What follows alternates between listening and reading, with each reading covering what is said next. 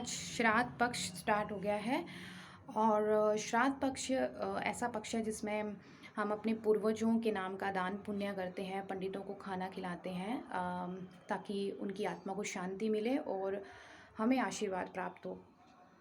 But क्या आप मानते हैं कि एक पंडितों को खाना खिला देने से हमारे जो पूर्वज हैं वो शांत हो जाते हैं या फिर उनको वो दान पुण्य लग जाता है?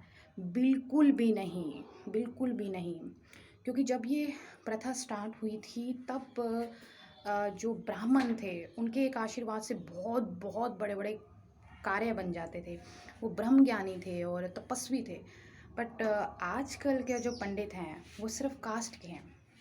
तो थोड़ा सा ध्यान से दान पुण्य करें और जो कि सच में उन तक पहुँचे। जैसे कि हम कुछ ज़रूरतमंदों को अपने हाथों से दान कर सकते हैं, कुछ विकलांग संस्थाएं हैं उनसे जुड़कर उनको दान कर सकते हैं। वो दान दान डायरेक्ट लगता है जब दिल से आशीर्वाद निकलता है। तो एक तो इस चीज़ का बहुत ध्यान रखें कि अगर आप सच में श्राद्ध करना चाहते हैं और अगर आप टाइम पास करना चाहते हैं तो आप कुछ भी कर सकते हैं, फॉर्मेलिटी दुनिया के सामने। और एक तो ये कि दान बहुत देख के करना है। और दूसरी बात ये कि ये जो श्राद्ध पक्ष होता है ये एक्चुअली जो चले गए होते हैं, शरीर छोड़ गए होते हैं, बट एक्चुअल में तो होते हैं आत्मा अजर अमर है। जो हमारे अपने हैं वो हमसे हमेशा जुड़े रहते हैं कहीं ना कहीं। या वो नेक्स्ट बॉडी लेके हमारे घर आ जाते हैं, हमारे आसपास आ जाते हैं। पर कुछ ऐसी आत्माएं होती हैं जो जन्म नहीं ले पाती हैं। कुछ उनकी इतनी अशांति होती है, कुछ ऐसे इश्यूज होते हैं जिस वजह से वो जन्म नहीं ले पाती हैं। उनको पितृ बोलते हैं, जिनकी शांति नहीं होती है। तो उनकी वजह से हमारे बहुत से काम बिगड़ते हैं, बनते बनते बिगड़ते हैं और प्रॉब्लम्स आती रहती हैं।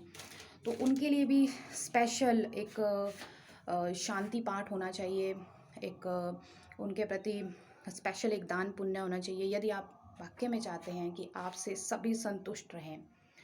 और उससे भी बड़ी बात कि जो हमारे पूर्वज होते हैं, जो हमारे फैमिली मेम्बर्स हैं, उनके लिए तो ये श्राद्ध होता ही है।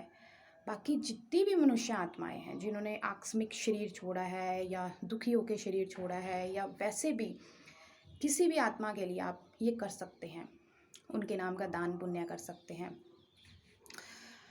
तो और आपके द्वारा पिछले जन्मों में या इस जन्म में जाने अनजाने में कोई किसी को कष्ट पहुंचा है, मन के द्वारा, तन के द्वारा, धन के द्वारा, तो वो भी अगर आप क्षमा याचना करते हो दिल से, एक श्राद्ध पक्ष में नहीं, डेली अगर आप उसको 1 मिनट 2 मिनट दिल से उन आत्माओं की शांति के लिए और क्षमा याचना करते हैं, तो उसका फल इतना होता है ना, इतना आशीर्वाद मिलता है। क्योंकि जब वो आत्माएं शांत होती हैं तो आपके यहाँ काम बनने स्टार्ट हो जाते हैं।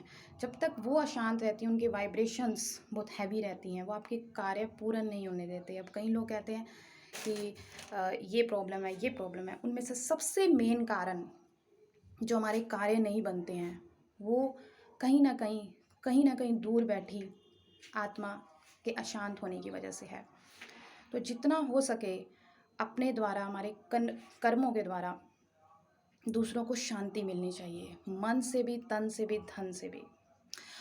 और तीसरी बात ये कि श्राद्ध पक्ष एक ऐसा पक्ष है जहाँ पर एक डिवाइन पावर से हमारे पूर्वजों को स्पेशल पावर मिलती है हमसे कांटेक्ट करने की, मैसेजेस लेन देन करने की, अपना मैसेज पहुंचाने की।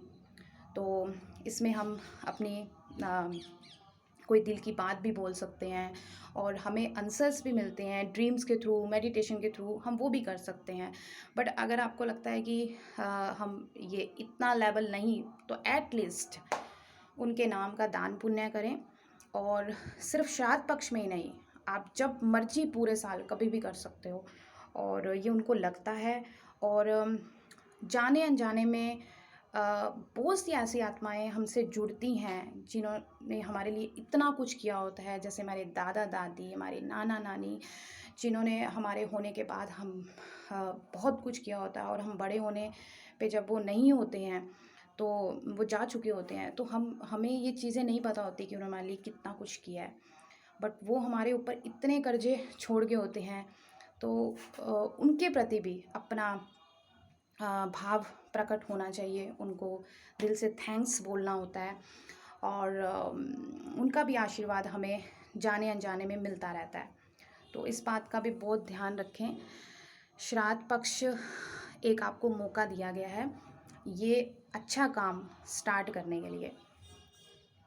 तो आई होप आपको ये मेरी बात समझ आई होगी और आप जितना अपने पूर्वजों का आशीर्वाद लेते हैं उतना ज़्यादा आपके जीवन में संपन्नता आती है। जितना वो वहाँ खुश होते हैं उतना आपकी लाइफ में संपन्नता आती है।